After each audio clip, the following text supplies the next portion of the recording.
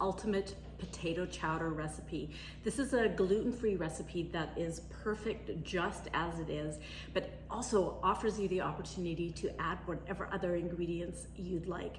For example, if you'd like to add clams or shrimp or white fish, you go for it. If you'd like to add cooked chicken or cooked ham, you go for it.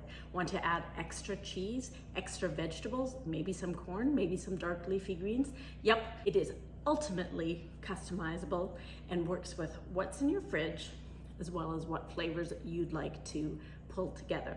So for the base of the soup, we're making this gluten-free by avoiding a flour roux. We're going to use the potatoes themselves to create some of the starch and give some body to our soup.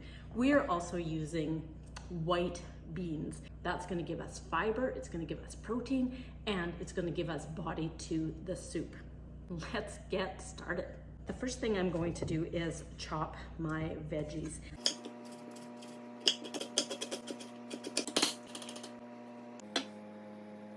While prepping, I make sure that the potatoes stay in water so that they don't darken or brown. It's time to head to the stove.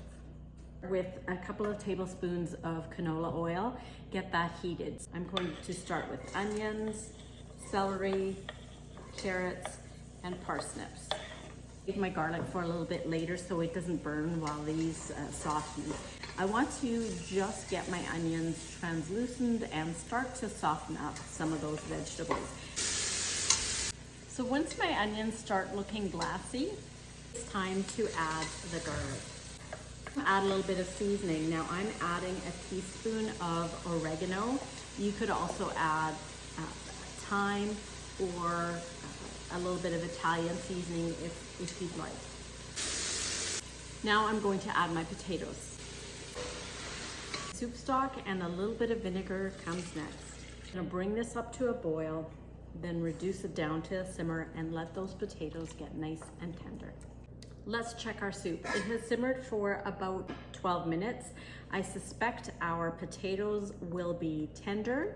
So what we're going to do is we're going to take a fork, take a potato and see, is it fork tender? That crumbliness will add volume or texture or smoothness to the soup. I'm going to use my immersion blender and just puree some of those chunky vegetables to be a little bit smoother.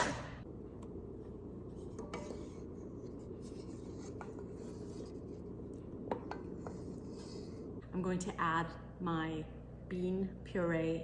So I'm just going to stir that in. And this is the point where if you did want to add cooked ham or chicken, you could add it now. If you wanted to add clams or white fish or deveined peeled shrimp, you can add them at this point as well. There's the soup before adding the cream.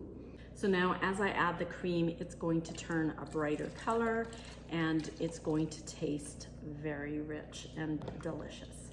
Cheese is going to be my option today. I'm just going to add a cup of cheese.